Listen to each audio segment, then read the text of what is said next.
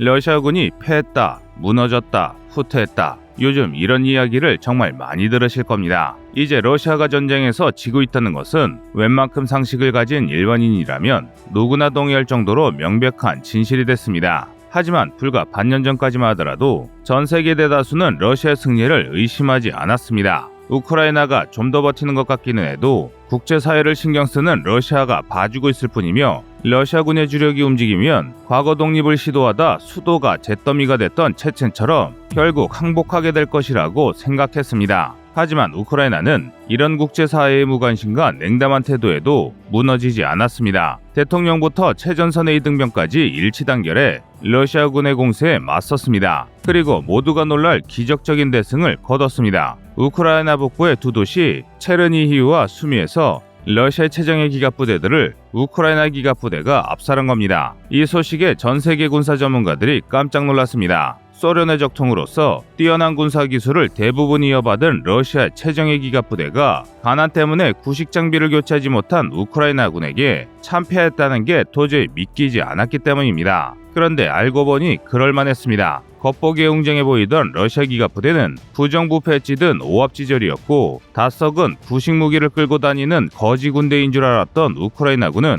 낡았지만 현대전에도 충분히 쓸만한 전차로 무장한 정예부대였습니다. 특히 무기의 차이가 놀라웠습니다. 훨씬 강하고 우수한 무기로 무장한 줄 알았던 러시아군이 동수의 우크라이나 전차 부대와 만나 처참히 깨지면서 우크라이나가 개량하거나 개발한 여러 무기로 세계의 시선이 쏠렸는데요. 하지만 대다수 우리 국민들은 우크라이나의 승리는 서방이 지원한 제블린이나 하이마스 덕분이라고 생각할 뿐, 우크라이나가 가지고 있던 강력한 무기에 대해서는 잘 알지 못합니다. 그래서 준비했습니다. 오늘은 우크라이나가 전쟁 초반 몰아치던 러시아 10만 대군을 꺾을 때 사용한 구국의 전차 T-64에 대해 알려드리겠습니다.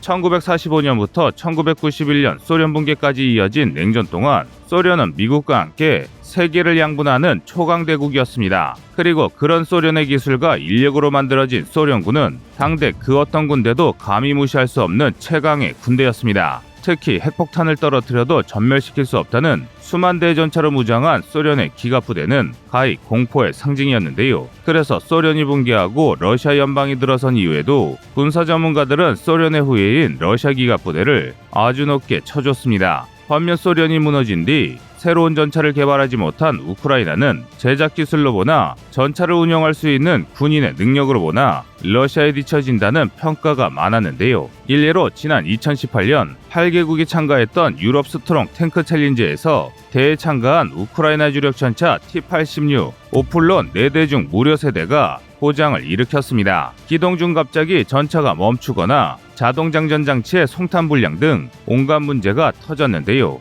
그 결과 우크라이나는 8개국 중 꼴등을 기록하고 말았습니다. 당연히 우크라이나 전차와 우크라이나군의 전차 운영 능력에 대한 평가 역시 바닥을 기었습니다. 그런데 막상 우크라이나 전쟁이 시작되자 이야기가 완전히 달라졌습니다. 구식 T-64 전차로 무장한 우크라이나 제1전차 여단이 우크라이나 북부의 국경도시 체르니히우를 포위하고 키이우로 진격하는 러시아 기갑부대를 상대로 엄청난 전과를 거둔 겁니다. 구체적으로는 러시아 최강의 기갑군단인 제1군이 전차군사나 기계화 사단인 제2군이 차량화 소총사단 타만스카야를 중심으로 한 군단급 병력에 맞서 큰 피해 없이 도시를 사수했는데요. 심지어 시베리아 군구의 주력 기갑부대인 제36 제병협동군, 러시아 중부의 정예부대 제41 제병형군 산하에 여러 기계화 사단과 전차 사단의 공격까지 격퇴했습니다. 더 놀라운 것은 러시아의 10만 대군이 키우에서 철수한 3월 말까지 격전에도 불구하고 대부분의 전차를 보존했다는 것입니다. 3월 31일 포브스가 보도한 바에 따르면 당시까지 확인된 우크라이나 1전차 여단의 손실은 T-64BM 불라트 전차 단 2대뿐이었습니다.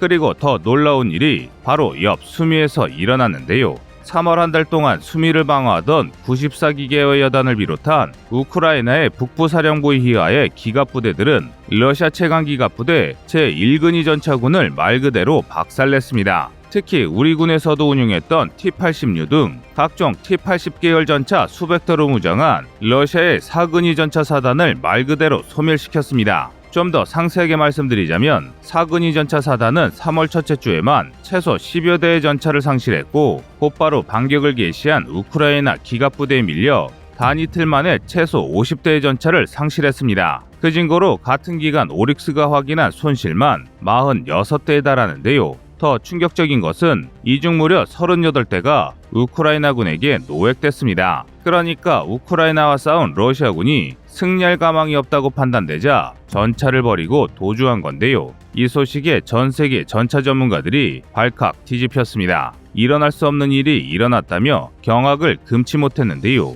러시아의 주력 전차인 T-86가 우크라이나의 주력 전차 T-64의 후속작이기 때문입니다. 두 전차 사이의 상관관계를 알기 위해서는 무려 1950년대까지 거슬러 올라가야 하는데요. 1950년대 소련은 한 가지 비밀 프로젝트를 추진 중이었습니다. 바로 전차의 통합이었는데요. 2차 세계대전까지 중전차, 중형전차, 경전차로 분류되던 전차를 미국 등 서방에서는 M48 패튼, M60 패튼 등 단 한 종류의 주력 전차로 통합하는 흐름을 보고 그에 맞춰 단 한 기종의 강력한 주력 전차를 생산하기로 마음먹은 것입니다. 이에 따라 T-54, T-55 등 기존 소련제 중형 전차를 대체하기 위해 오비액트 430이라는 시험 전차가 설계됐습니다. 하지만 너무 높은 기준을 잡다 보니 10년간의 개발에도 불구하고 개발이 완료되지 못했습니다. 결국 북한군이 아직도 주력으로 사용하는 천마하 전차의 원본인 T-62가 오비액트 430을 대신해 소련군의 차기 주력 전차로 선정됐습니다.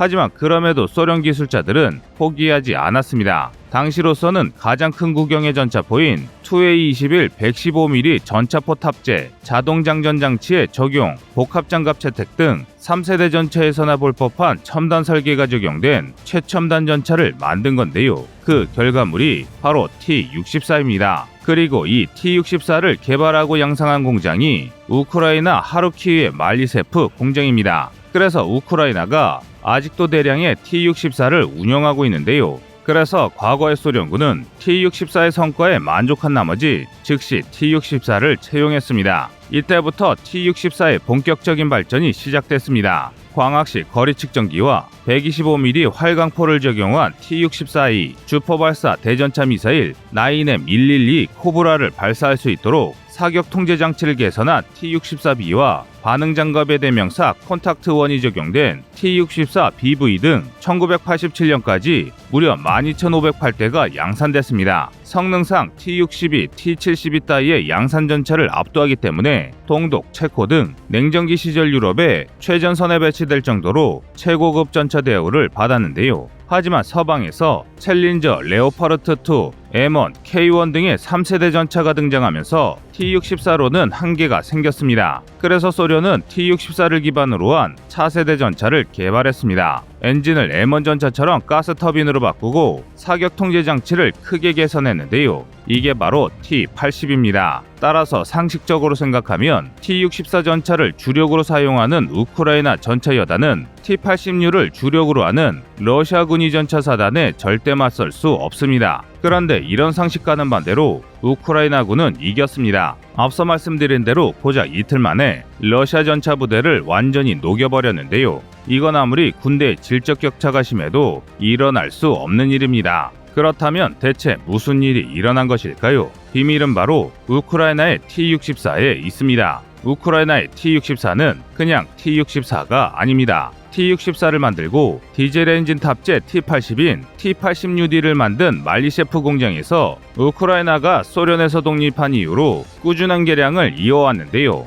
이에 따라 T-64BM 블라트, T-64BV2017, T-64BV2021 등 여러 개량 전차가 등장했습니다. 상세하게는 전차포를 전부 우크라이나산 신형으로 교체했고 동시에 구식이 돼버린 콘탁트 반항장갑을 우크라이나에서 자체 개발한 노시 두플렛으로 교체했고 엔진 역시 최신의 6TD1, 6TD3로 교체했습니다. 하지만 아무래도 예산이 부족하다 보니 개선이 상당히 느렸고 T-90M이나 T-72B3, T-80BVN 같은 최신 러시아 전차보다는 한 수 밀렸습니다. 그런데 2014년 크림반도 강자병과 돈바스 내전을 이유로 이 상황이 달라졌습니다. 국가 멸망의 위기를 감지한 우크라이나가 제한된 예산에서 전력을 최대한 개선하기 위해 전차 전력의 개선에 총력을 다한 건데요. 그 결과물이 T-64V2017입니다. 먼저 T-64BV2017은 신형 야시경, 항법장치와 각종 전자장비에 대한 대대적인 혁신이 이뤄졌습니다. 특히 통신장비와 관측장비를 대대적으로 교체했는데요. 낡은 데다 신뢰도도 떨어지는 구소련제 통신장비를 전부 버리고 최신 디지털 방식의 초단파, 단파 라디오로 바꾸었고, 이 과정에서 러시아군에서는 T-90M 등 극소수 신형 전차만 운영하는 전장관리체계 BMS가 탑재됐습니다. 이를 통해 전장에서 아군의 움직임을 직관적으로 파악하고 상호 협력하에 전투를 수행할 수 있게 됐습니다. 쉽게 말해 화력과 장갑, 그러니까 펀치력과 맷집을 키울 수 없으니 이보다는 개량 용이한 눈과 귀를 업그레이드한 건데요. 이런 개선 사항들은 전쟁이 시작되자마자 곧바로 효과를 보였습니다. 러시아군이 툭하면 망가지는 구식무전기로 서로 고래고래 소리를 지르며 좁은 관측창으로 숲과 언덕 사이에 숨은 우크라이나 전차를 찾으며 비명을 지르는 사이 우크라이나군은 신형 열상과 첨단 거리 측정기로 파악한 적의 위치를 개선된 통신 장비로 공유하며 러시아 전차를 하나씩 격파해 나갔습니다. 결국 보이지 않는 적에게 일방적으로 두들겨 맞는다는 두려움에 사로잡힌 러시아군은 전차를 버리고 도주하고 말았는데요. 이게 바로 러시아 사군이 전차사단이 이틀 만에 수십 대의 전차를 버리고 주랭랑을 쳤던 이유입니다. 이 사례는 우리 국군이 굉장히 유심히 관찰해야 할 사건입니다. 얼마 전까지 우리 군 전문가들은 북한이 구식 전차에 여러 개량을 하는 것을 쓸데없다고 평가절하하는 일이 잦았습니다. 근본 성능의 차이가 있으니 소용이 없다는 건데요. 그러나 마개조된 몇몇 북한 전차의 경우 K1 초기형과 맞상대가 가능한 수준까지 그 성능이 향상됐습니다. 다행히 우리 군이 K1 장갑제 개선, 통신 장비와 관측 장비의 개선을 하고 있긴 하지만 그렇다고 마냥 안심할 상황은 아닙니다. 그러므로 미사일이나 전투기 같은 첨단 전력뿐만 아니라 전차나 장갑차 같은 일선 장비의 개선도 상당히 시급합니다. 이상 꺼리투브였습니다.